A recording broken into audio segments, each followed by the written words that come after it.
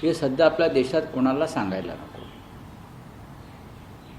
कालही त्यांच्याकडे बहुमत असतानाही दिल्लीतल्या अनेक नेत्यांनी प्रमुख आमच्या इंडिया आघाडीतले जे घटक पक्ष आहेत त्यांच्या नेत्यांना फोन करून या निवडणुकीमध्ये राधाकृष्णन यांना मतदान करा अशी विनंती केली। जर तुमच्याकडे बहुमत आहे मग तुम्हाला विरोधी पक्षाच्या उमेदवारांना समर्थन देणाऱ्या घटक पक्षाच्या नेत्यांना फोन का करावा असा वाटतो? याचा अर्थ तुमचं बहुमत पक्क नाही, अस्थिर आहे, चंचल आहे। म्हणून तुम्हाला उपराष्ट्रपती पदासाठी विरोधकांच्या नेत्यांना फोन करावे लागतात। त्यासाठी यंत्रणा त्यांनी राबवली, अधिकृतपणे फोन करतात, लपून फोन करत नाही आहेत ते। मग हे तुम्हाला अक्कल आधी यायला पाहिजे होती उमेदवार ठरवताना।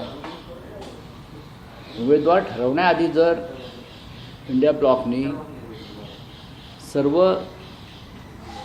ऑल पॉलिटिकल पार्टीशी चर्चा केली असती, त्यातून एखादं नाव सगळ्यांच्या संमतीनं आलं असतं। तुम्ही नाव ठरवता आणि असं नाव ठरवता की ज्या नावाशी अनेक घटकांचा संबंध नाही।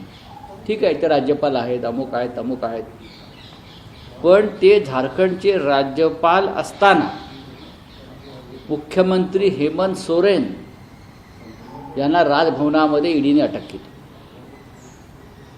संविधानाची कोणती मूल्य पाळली नाहीत आणि संविधानाचे प्रमुख म्हणून बसलेला राधाकृष्ण यांनी राजभवनामध्ये अशा प्रकारचं कृत्य करणं हे घटनाबाह्य आहे हे ईडीच्या अधिकाऱ्यांना सांगितलं नाही।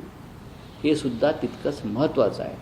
त्याच्यामुळे आमची लढाई ही अशा प्रकारच्या हुकुमशाही प्रवृत्ती आणि त्याचं समर्थन करणाऱ्या संविधानिक पदावरील व्यक्तींच्या विरुद्ध आहे।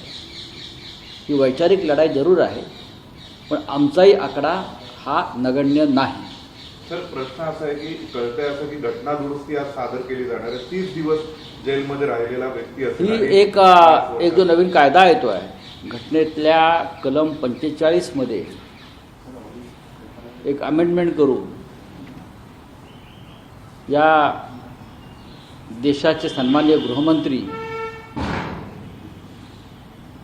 नरेंद्र मोदी हे जर एखाद्याला अटक केली मुख्यमंत्री मंत्री असताना तर त्याला 30 दिवसांच्या पदाचा राजीनामा द्यावा लागतो। हा जो कायदा आहे हा विरोधी पक्षाच्या सरकारांना टेरराईज करण्यासाठी, त्यांच्यात दहशत निर्माण करण्यासाठी आणलेला कायदा आहे। लक्षात घ्या, तुमच्या सरकारचे मुख्यमंत्री काय धुतल्या तांदळासारखे आहेत? मंत्री धुतल्या तांदळासारखे आहेत? महाराष्ट्रामधलेच मंत्री आणि आधीचे मुख्यमंत्री घ्या, ते रोज तुरुंगात जायला पाहिजेत आणि त्यांना रोज बरखास्त केलं पाहिजे। अमित शहा, संजय सिरसाट, एकनाथ शिंदे, संजय राठोड, गिरीश महाजन असे जे मंत्री आहेत त्यांच्यावरती कारवाई करून त्यांना तुरुंगात टाकून त्यांना बरखास्त करणार आहेत का? नाही। असा आमच्या मुख्यमंत्र्यांवरती भयंकर गुन्हे आहेत। अनेक खासदार आज राज्यसभेत लोकसभेत विरोधी पक्षातून घेतले, त्यांच्यावरती गुन्हे आहेत। पण हा कायदा आणलेला आहे विरोधी पक्षाच्या सरकारमधले मंत्री आणि मुख्यमंत्र्यांना घाबरवण्यासाठी। राहुल गांधी यांनी निवडणूक आयोगाविरुद्ध जो वणवा पेटवलेला मतचोरी संदर्भात, त्याच्यामुळे त्यांना आता मतचोरी करून निवडणुका जिंकता येणार नाही।